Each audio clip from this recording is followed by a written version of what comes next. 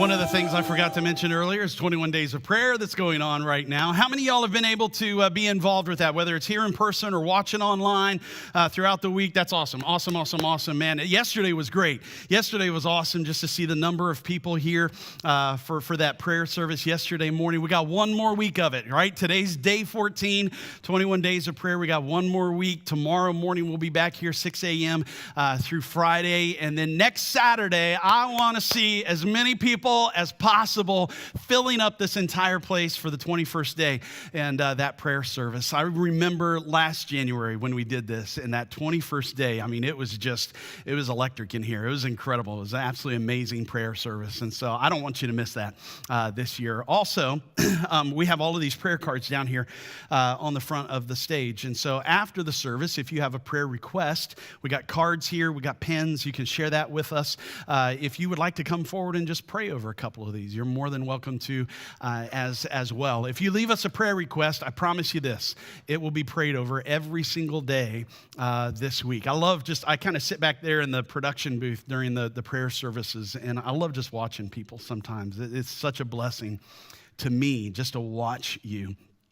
Sometimes. And some people will come up and they'll grab 2 or 3 of these and they'll take them back over into the corner or something and pray over them for the time that we have in prayer. Other people will just kind of walk down the line, laying hands on each one, praying for each person and each situation and everything. And so we would love the opportunity, whatever that prayer request is, to lift you up for the remainder of our 21 days, even maybe a little bit after that as well. So.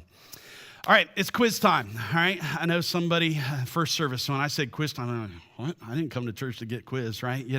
But you know how in the animal kingdom, if you have one single animal, it can be called one thing.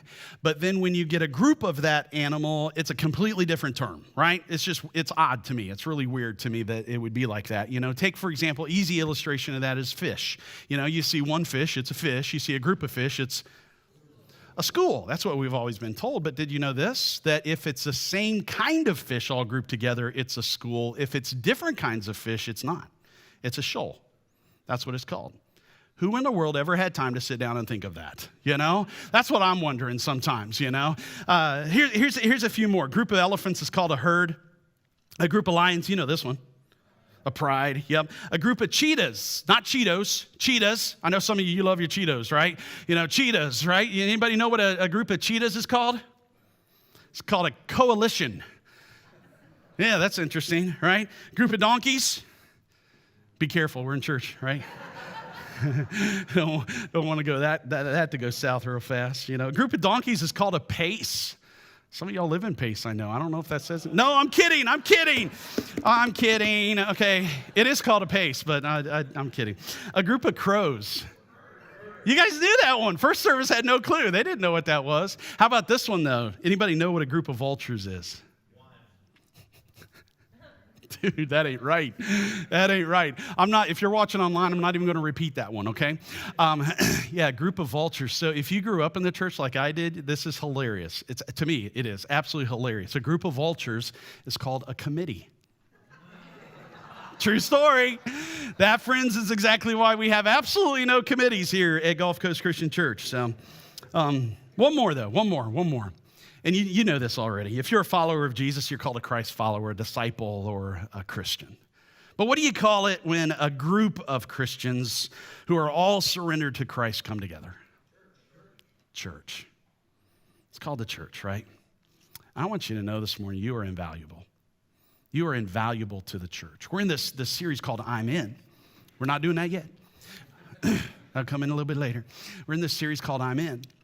If you were with us last week, we talked about how when I say I'm in, when I tell you you're in, what we're talking about is you are invited. You're never uninvited. You're always invited when God is in the situation, right? You're always invited. Today, I want you to know how invaluable you are.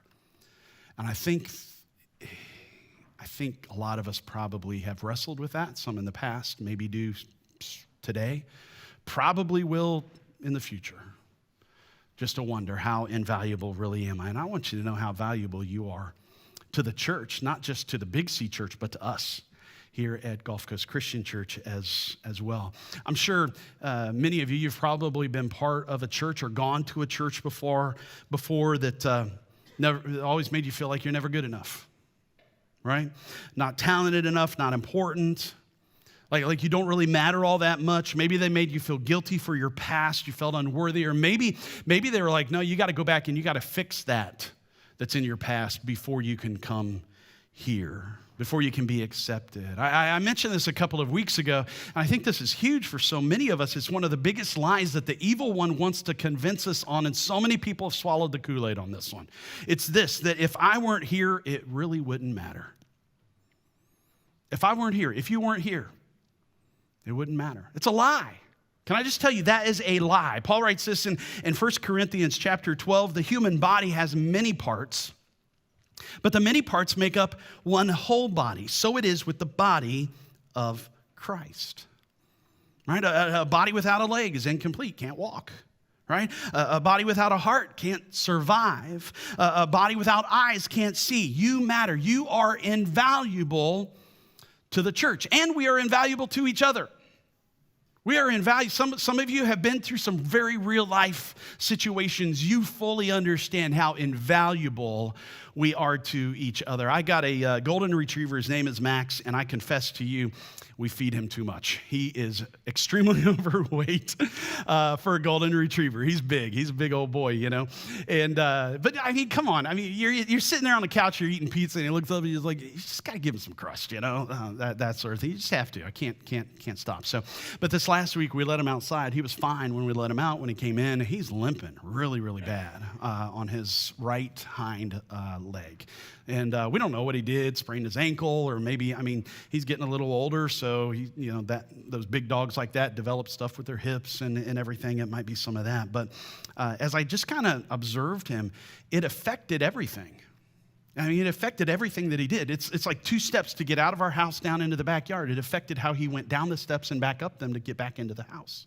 It affected how he laid down, because he wouldn't lay down on that right side now because it hurt. It affected how he stood at his food bowl and ate, because he had to balance himself on his left leg, not putting hardly any weight on his right leg. That one leg, that one part of the body made such a huge difference. Did you know that 50% of your hand strength comes from this little guy right here, your pinky finger? You know, the little one that went, way, all the way home. That one. Did you know that?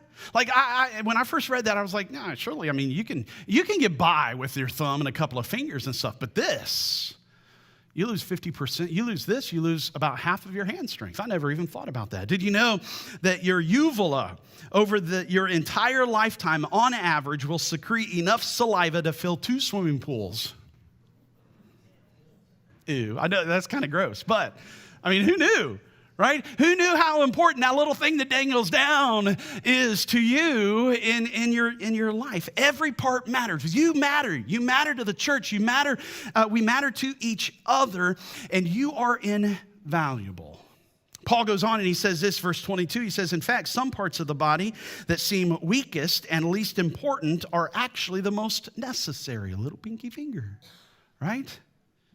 One of those parts for us here as a church are our small groups. They are invaluable to us as a church. And I just want to share with you a story about a couple in our church who found our group, their group, to be invaluable to them at a point last year. Check out the screen.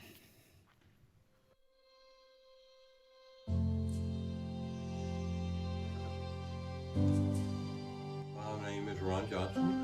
Most of y'all know me, and my wife Tracy, and we have a story to tell. It's a God story.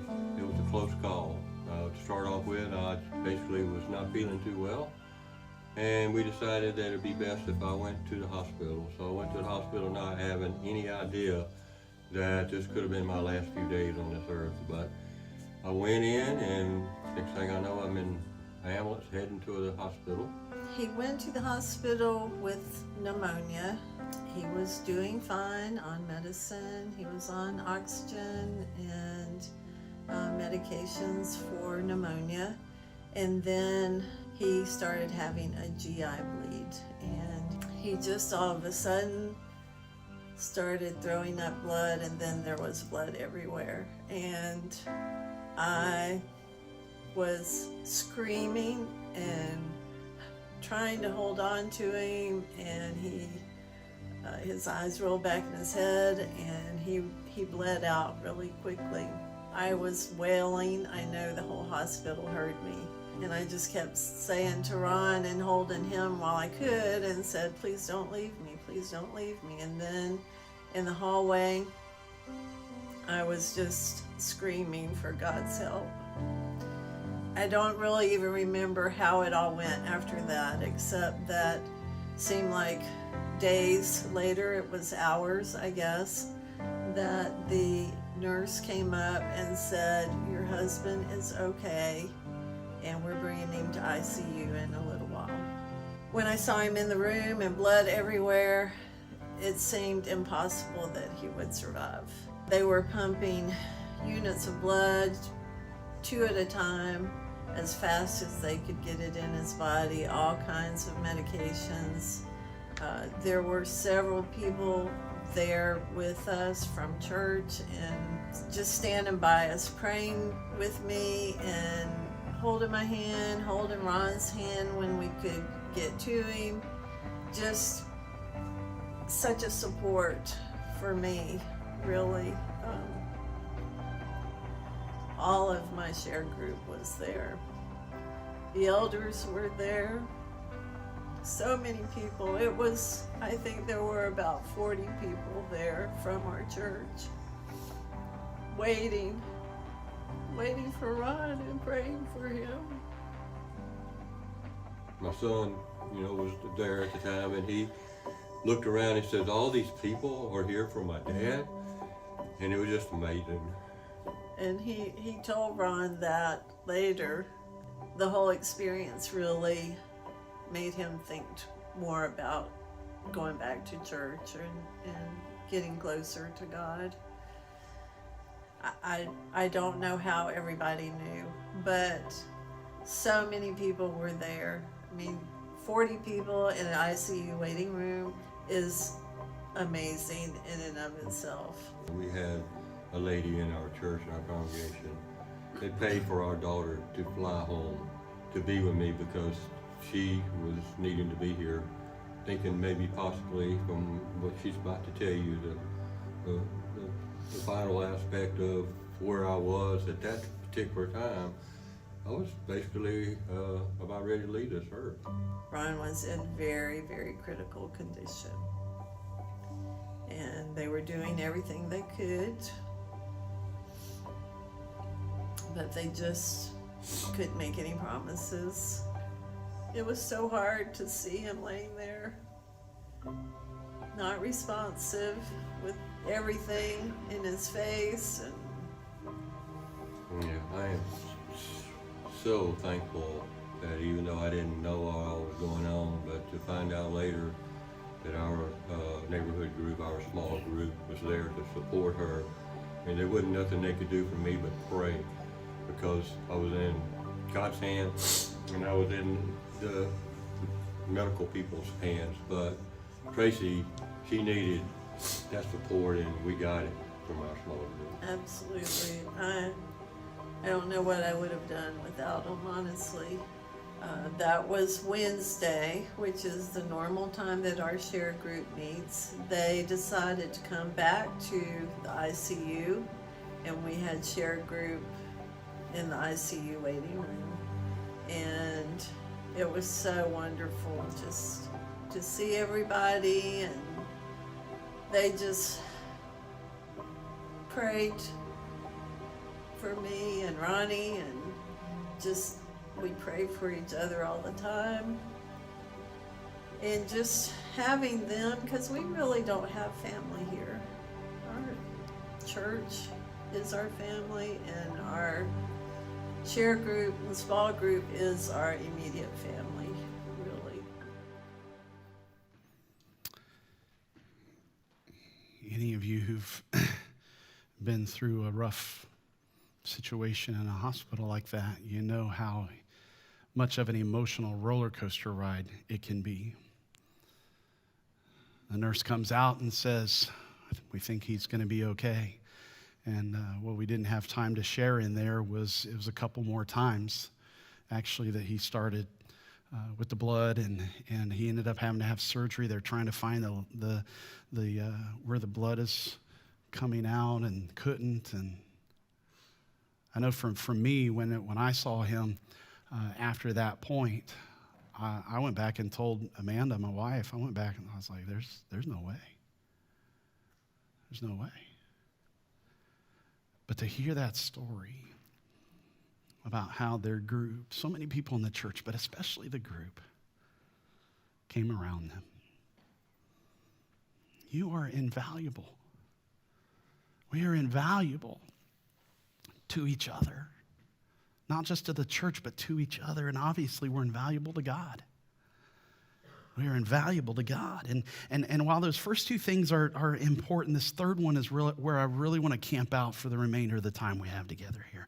You look up the word invaluable, and it means priceless, indispensable, irreplaceable. Priceless, indispensable, irreplaceable. You've heard the saying, beauty is in the eye of the beholder. I think you could also say that value is in the eye of the beholder as well. Let me explain it this way. If you had a $100 bill and I asked you what is the value of that $100 bill, you would probably say $100. Is this a trick question? Right? Obviously. But we're not talking about worth.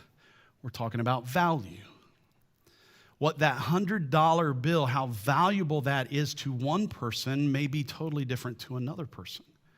To someone who makes $500,000 a year, a $100 bill is whatever. To somebody who makes $20,000 a year, though, a $100 has incredible value to them. Or to take it a step further, what if you took that $100 bill and you began to tear it up, and you tore it up into about 50 different pieces, and then you tucked it into your wallet or your purse? Would it have any value at that point? Right? Some of you, if you're like me, you get out the Scotch tape and you start taping that sucker up, right? But I totally get that. But here's the point. A broken $100 bill, it means nothing. It has no value. A torn up, right?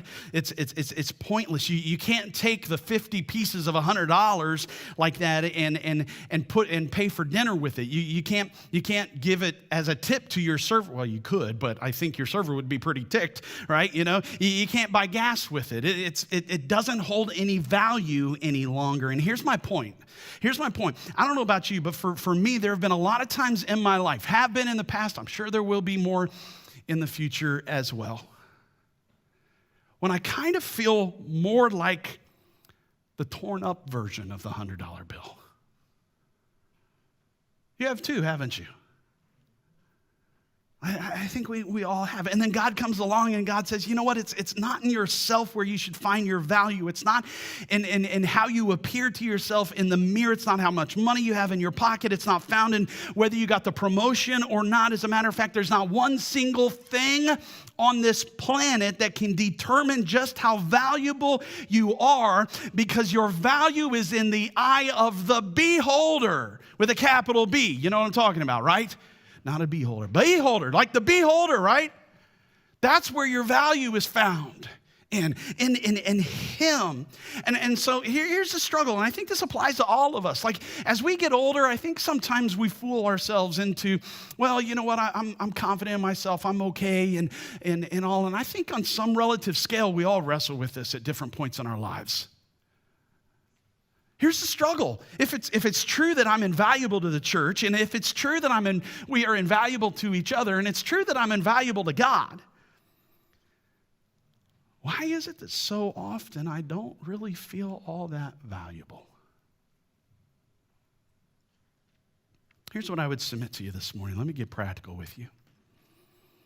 I believe that your self-image, how you see yourself, your self-image is going to drive your behavior. What you think of yourself is going to drive your behavior. Your self-worth, how valuable you see yourself, ultimately is going to drive that. It drives so many things. It's how you set your priorities. It's how you come up with your world outlook so often. And it's much easier to see this in other people than it is in ourselves. All right, let me prove it to you. I think I've done this before, but it's so good. You're in a group picture, you know. You're taking a selfie with a bunch of friends. You're in a family picture, and then you flip the phone around to look at the picture. Who's the very first person you look for? You look for yourself, don't you? We all do. And if you see yourself and it's like, nope, that ain't good. I mean, look how round my face looks. It's showing my tummy. It's, you know, it's like, nope, we got to take one more. 10 pictures later, just one more, right? Until we get it absolutely right. And this person's over here is like saying, no, I want that one. This is like, we just need to crop them together, you know, that sort of thing, you know. It drives so much for us. You don't like your hairstyle. You're having a bad hair day. You think people are talking about you. Hair's sticking up everywhere. You know, you're gonna go change the hairstyle.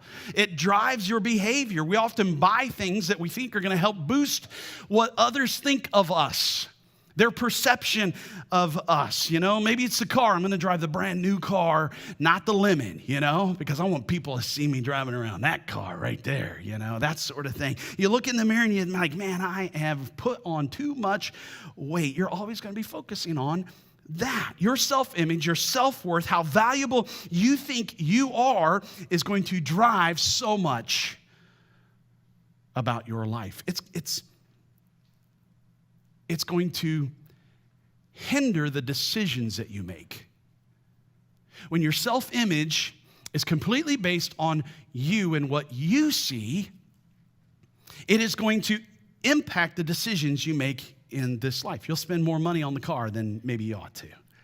You'll buy things that hopefully will make you look better to other people. You'll spend more on the house that you think is going to make you look good. Or you beat yourself up because there's a promotion at work and you've got it in your mind. I just don't think I qualify for that, you know. And there's these voices of doubt. I'm not good enough. When our self-image is based on just what we see, you're not going to make the best decisions in life. You're just not. And then there's all these, I don't know what else to call them, real world struggles, addictions, you know, alcoholism, drugs, eating disorders, you know, those negative habits. So many of them are initially formed because of our own negative self-image, how we see ourselves. It's where we get phrases like, you are what you eat. Which is why people call me a Twinkie sometimes, because I love Twinkies. But you know what the reality is, though? The reality is not you are what you eat. The reality is you are what you think. It's up here. You are what you think. The Apostle Paul has a little bit to say about this in Colossians chapter 3. He says, since then you have been raised with Christ, set your hearts on things above, where Christ is, seated at the right hand of God. Set your minds on things above, not on earthly things. When you consider how you see yourself, it is going to influence your decisions in life. And Paul says, you know what? Stop thinking about all of these things down here, the material things, the things that ultimately, when we look at eternity, hold no value at all. Start thinking about the things above. That's what Paul would have to say to you today. You are invaluable. Every single one. You are indispensable. You are irreplaceable. You are invaluable. When our self-image is completely based on what we think, you're also going to rely upon the image you think others have of you. I originally this week, I bounced back and forth, and I didn't have it phrased this way. I had it phrased as you'll rely upon the image others have of you. But I think oftentimes what we think the image that others have of us is not the same as what they really have of us, right? Like they're not one and the same. You know, I think you see me one way when you really see me a different way. And so we will begin to rely upon the image we think others have of us. This is a huge deal. How others think of us is a huge, huge deal. It's why there's so many giant industries that have made so much money making us over, right? And here's what we do because it matters so much to us what others think of us. If we think their thoughts are not what we think they ought to be, then we begin to try to twist the image. We want to try to twist it. We want to impress them. We want to be seen as something maybe we are not. When God comes along and he says, would you just accept the fact that you are priceless? You are irreplaceable. You are indispensable. You are invaluable. Can I just talk to the young people in the room? Most of them were in the first service. Middle school, high school, young adults. Can I just talk to you for just a moment? I want you to hear me on this, all right? I want you to just ask yourself one question. How important is it to you what others think about you? How much weight in your mind, in your heart, do you put into what others think of you? Because I'm telling you, especially like if you're in middle school, I bet all of the high schoolers would say, yep, he's right on this. If you're in middle school and you can grasp a hold of the fact that it does not matter to me what you think of me, what matters to me is what God thinks of me, and I know that I am invaluable and that nothing else will ever change that, I'm telling you, your high school years will go much smoother. Most people would probably say, I can testify to that. Grasp this. And no matter what your age, Paul wrote this to Timothy, and I would say it to you today as well. Don't let anyone think less of you because you are young. Be an example to all believers in what you say, in the day you live, in your love, your faith, and your purity. And I can stand up here and confidently say to you, church, this morning that the young people of this church are a great example to us. Don't lose that, young people. Don't lose that.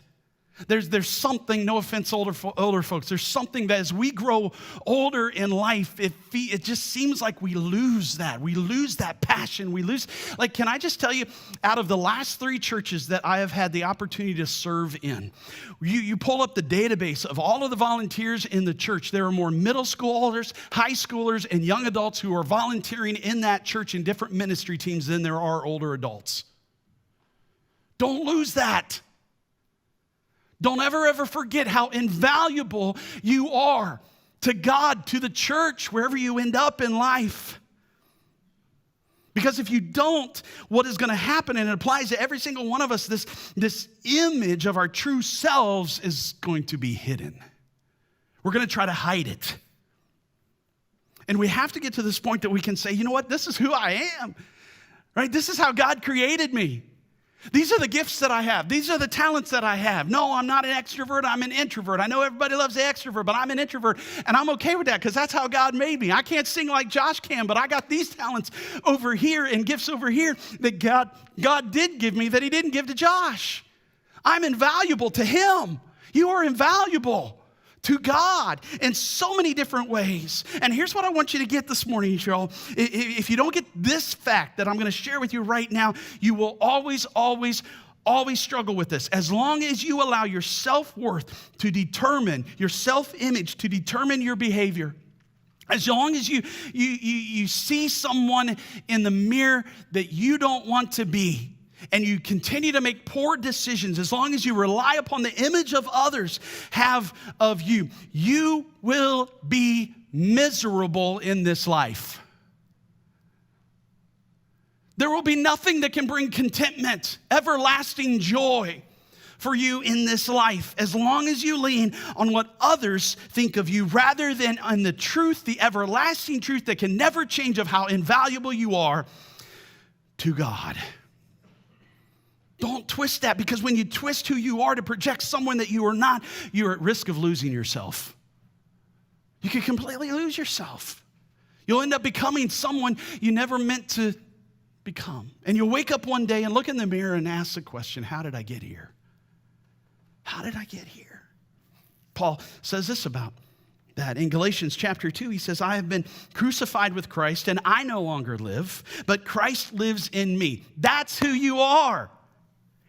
You are invaluable. The name of Jesus is written upon your life. And there's nothing that can change that. The life I now live in the body, I live by faith in the Son of God who loved me and gave himself for me. When you get up and you look at yourself in the mirror in the morning, you don't like what you see, and you're doubting yourself, and you're what you're really doing is you're doubting God's ability to create because he created you. Well, what you're really saying is, God, I think you messed up on this one. I promise you he didn't. You are invaluable. And here's the really cool thing. And this is so super hard for so many of us. If you can begin to think differently, if you can change your perspective, if you have a godly image of yourself, then the image you project will be godly. If that's where you find your self-image, your self-worth is in him. Now when people look at you, they're not going to see you, they're going to see Jesus. They're going to notice something's different about you. And even if they can't put their finger on it, they don't know exactly what it is, they see something that is different.